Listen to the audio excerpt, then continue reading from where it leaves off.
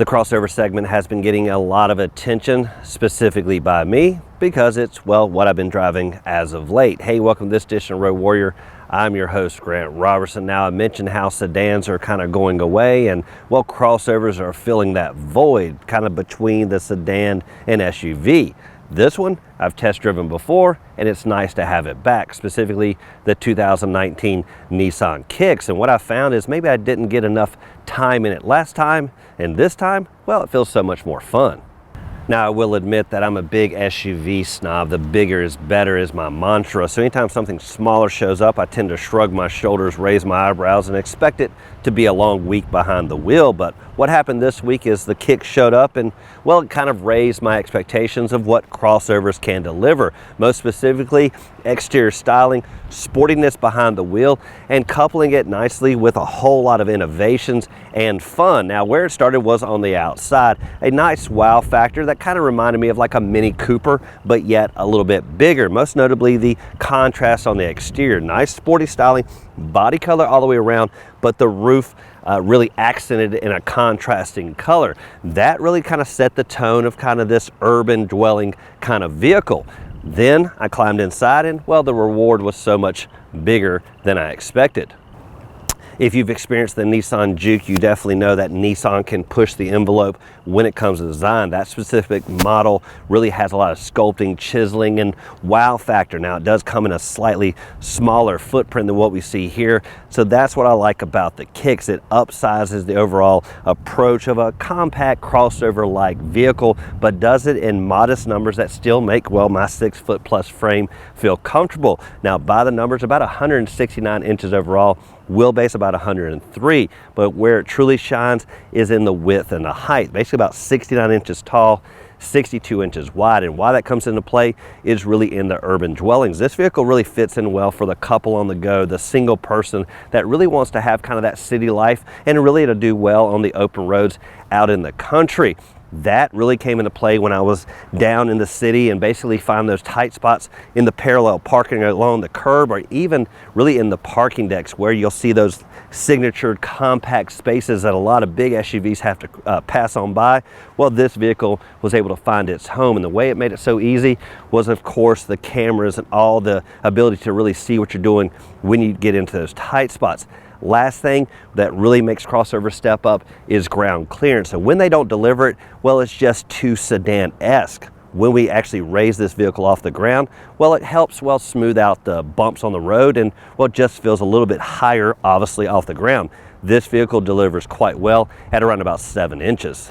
Now, the Kicks truly has a nice profile, really a nice wow factor, again with the dual tones, really a separated roof line. But what I like is it does have these nice roof rails here available with some crossbars if you do that. And that's going to be helpful for the urban dwellers that really let it go off the beaten path, not in their vehicle, but really on their bikes or whatever the cool mountain gear is. And where you can do that is putting those crossbars on, mounting all those extracurricular activities on top and really setting this vehicle off. And what's great is even when you start adding some of these appointments on top of this vehicle, truly still a low number when it comes to overall roof height, meaning pretty much, again, you can get those tight spaces, most notably parking decks in the city. Now, sweep around to guerrilla warfare, crossovers really don't offer a lot of big options up here because, well, it's a scaled down approach, but Nissan Kicks to their signature look, especially with this chrome V right through here, the grille black and accent Nissan emblazed in the middle. Now, this guerrilla warfare up here,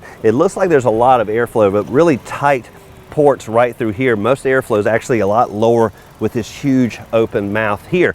Now, headlight prowess is something I've talked about as of late, and what we're seeing here on the Kicks is not just simple stylized, but really sweeping around, and really the hood pronounced right through the middle, but these setting off, almost giving some implied haunches here on the side and truly wrap all the way around. And what I like is they're nice and bright, and we do have nice tucked down fog lights down below.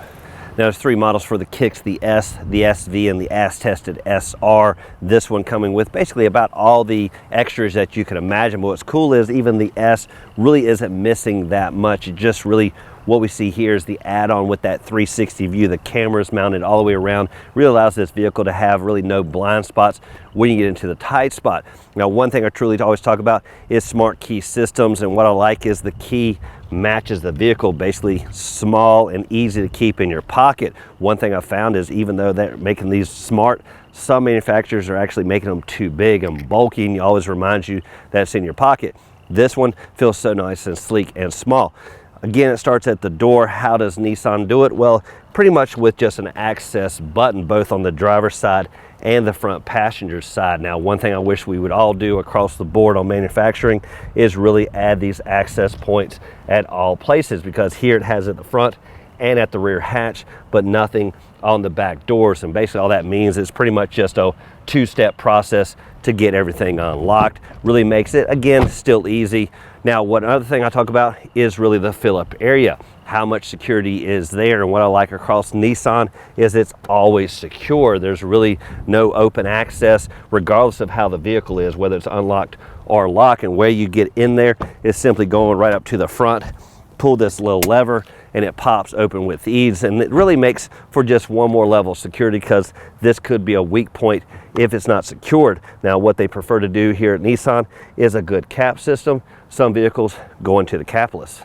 One thing I wanted to mention is really this lower cladding on the Kicks really sweeps all the way around the vehicle, helps minimize scrapes and dings. Even on the open road, you're just going to get that typical road harshness that can be flung up on the side, and that's just going to minimize really what happens to the good old paint surface. Now, at the four corners, the standard size is 16-inch wheels on the S model, but for the SV and SR, that's going to step up to 17-inch wheels like you see here. Now, sweeping to the back, you are going to get a little bit of flare here at the back end, implied haunches, and to couple nicely with those stylized headlights, you do have some nice pronounced set off rear taillights here at the back end, almost like a shelf where you can put a drink, really just not a sculpting. Now, you're going to have typical flow here at the back end, but this spoiler is going to be added on here on the SR, give a little bit more kind of flair again with that profile look and just some cool factor. Now, what I like again is that cladding sweeps all the way around here as well. That's going to help kind of again minimize as you're loading things, banging it right here. That's just going to kind of take the wear and tear that typically goes on with loading cargo. Now, lastly is safety. You do have the backup camera that again goes with that 360 view. Now, once you climb inside, this is where the crossover really upsizes sedans, really giving you a lot more offerings when it comes back here. Now, what you'll find is it's right in the middle, nice electronic release. One thing I wish there was more of is kind of a traditional handle. It's not really a niche to put your hands, barely an area to grab, but you simply press it, then you're going to have to raise it up, and that's where you kind of may lose your grip. Really wish that was more cavernous there, so you really felt like you had a nice handle on it. Now, once it's up out of the way, what you're going to see is around about 25 cubic feet here behind the second row. Now, if you lay all that flat, that's going to more than double, really easily outshining a sedan.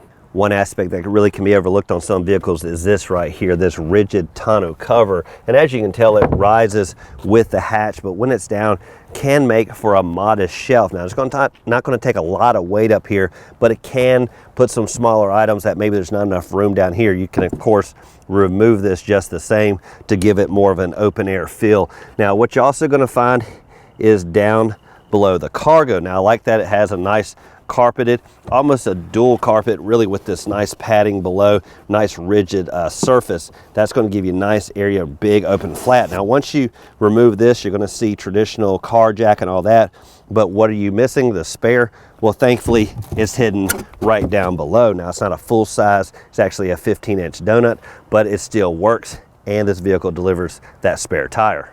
So what's expected on a vehicle like this? Definitely economics here under the hood, basically delivering fuel economy long before 0 to 60, and that's what I expected. Now, most notably, it is a 1.6 liter inline four-cylinder, around about 122 horses and 114 foot-pounds of torque, and where it truly delivered is at the fuel pump with savings, basically a combined 33 miles per gallon, and well, that's what I expected here. Now, one thing about this is basically only front-wheel drive vehicle, no all-wheel drive as of yet, and that's something I've noticed really a lot of crossovers are doing, are delivering that grip at the four corners, giving a little bit more versatility when it comes to weather. So hopefully the Kicks, well, will kick in to all-wheel drive.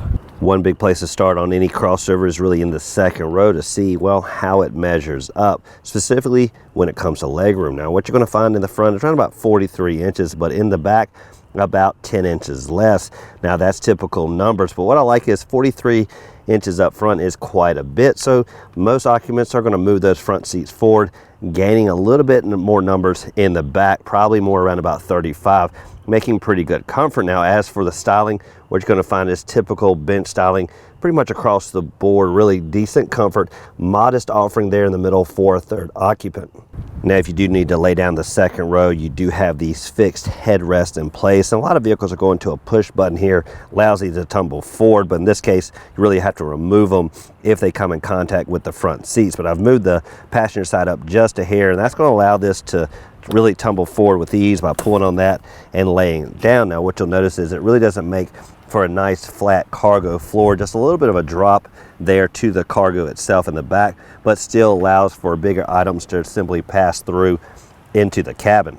Looking across the dash, really the first thing to notice is the Nissan Connect touchscreen system front and center. Now really Nissan has come a long way with their innovations here. Nice colorful screen, real easy to use, barely an arm stretch away. Minimal buttons on the sides, really allows everything to be integrated right to the screen. You even have a camera button here. If you press that, gives you that 360 view that I mentioned earlier, allows you to see really everything that's going on. Now go back to the menu button, that gets you back to where you started.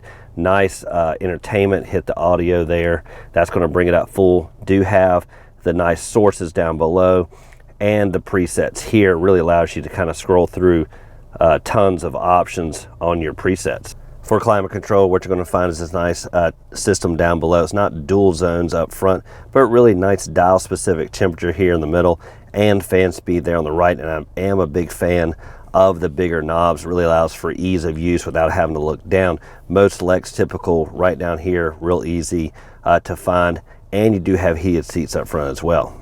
You will find a nice storage area way low on the dash right in front of the gear shifter. Allows you to put your electronic items, and has the chargeability right above in the form of a USB or traditional power supply. You also do have an auxiliary jack. Between the front occupants, you will find dual cup holders that really snug the drink quite well as this shallow tray. Now it's really helpful for maybe change or whatever, but it is a slick surface, so some items may find their way on the floor if you tend to sling this vehicle around.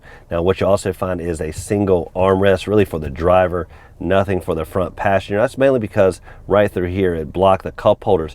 Now this is typical across most smaller crossovers like this. Really a dual armrest really block all the operation down below.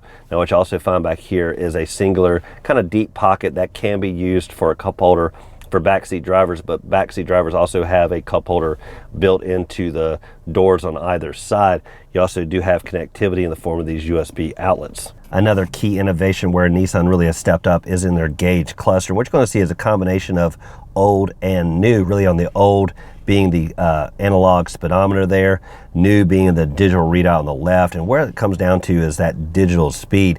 Now what I recall in some other vehicles, really as time has evolved, some vehicles are, well, not thinking of this digital readout. It just makes it for a nice quick glance versus the old school look. This really gives you the best of both worlds.